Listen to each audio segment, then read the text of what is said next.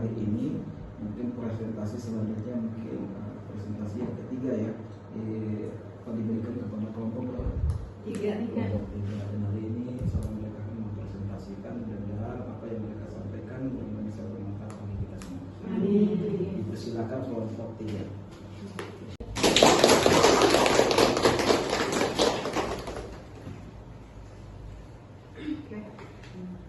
Kita lanjutkan ya. Bismillahirrahmanirrahim. Assalamualaikum warahmatullahi wabarakatuh. Waalaikumsalam. Indonesia mengalami beberapa kali pergantian bentuk negara, mulai dari tanggal 6 sampai 15 Desember 1949 terbentuknya Republik Indonesia Serikat. Kemudian tanggal 27 Assalamualaikum warahmatullahi wabarakatuh. Waalaikumsalam warahmatullahi wabarakatuh. Terima kasih yang sebesar-besarnya atas kesempatan yang diberikan kepada saya. Pada kesempatan ini saya akan mendiskusikan mengenai apa itu kemudian RI, bagaimana wilayah, pemerintah, kekuasaan maupun penduduk itu tunggal, tidak ada negara dalam satu negara. Jadi menurut salah satu para ahli, menurut satu ahli seperti Abu Dawud, Busro, dan Suhino, menurut beliau negara kesatuan adalah bentuk negara yang sifatnya tunggal, menjamin keamanan dan kedaulatan. Jadi sebagai warga negara itu harus menjaga negara dan wilayah dari ancaman eksternal dan internal. Yang kedua ada menyelenggarakan pemerintah, yaitu jalannya pemerintahan secara efektif dan efisien melalui lembaga-lembaga negara yang ada. Yang ketiga ada mewujudkan kesejahteraan rakyat. Jadi yang keempat adalah menegakkan hukum dan keadilan. Di Indonesia ini hukum dan keadilan itu harus adil dan merata. Yang kelima itu ada mengatur hubungan antar daerah. Jadi NKRI itu mengatur dan memastikan hubungan yang harmonis antara pemerintahan pusat dan daerah. Yang keenam itu ada menjaga persatuan dan kesatuan. NKRI juga menjaga kerukunan dan persatuan di antara berbagai suku, agama, dan ras dan golongan yang ada di Indonesia. Yang selanjutnya Sama dalam menjaga persatuan dan kesatuan NKRI di era globalisasi. apa saja tantangan utama Dalam menjaga persatuan dan kesatuan NKRI di NKRI dalam menjaga keutuhan dan kesatuan tantangan negara NKRI dalam menjaga keutuhan. dan bagaimana cara mengatasinya? Jadi bagaimana? NKRI itu hampir mirip dengan pertanyaan terakhir ya, ya. Bukan mirip tapi sama.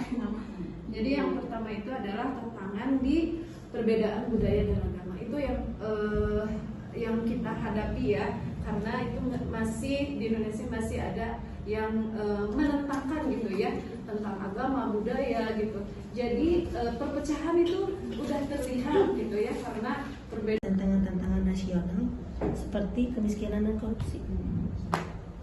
Jadi itu dari kamu apa sih namanya mengkedepan saya nih udah tua nih harus tidak, pokoknya usia itu nomor berapa gitu, yang penting semangat kita tetap pagi, tetap muda.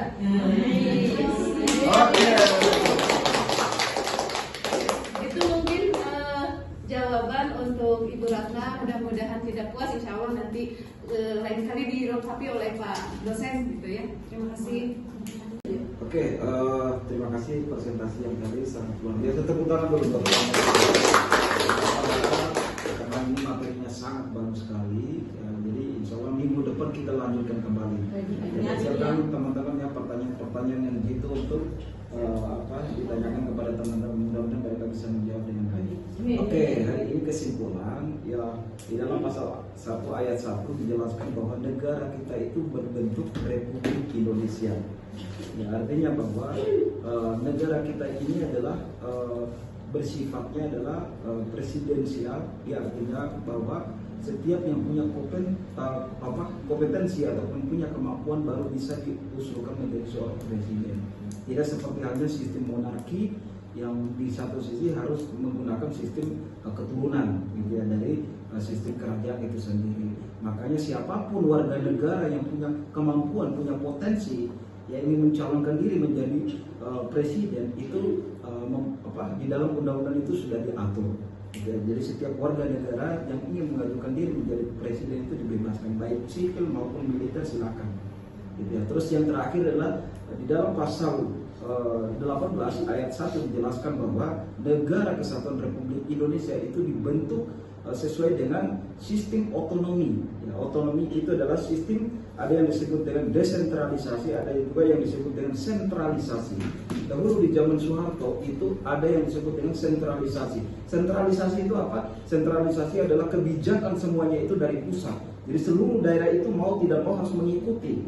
Tapi dengan hadirnya ya di zaman Megawati, ya dilanjutkan lagi dengan zamannya SBY, baru dirubah menjadi sistem desentralisasi.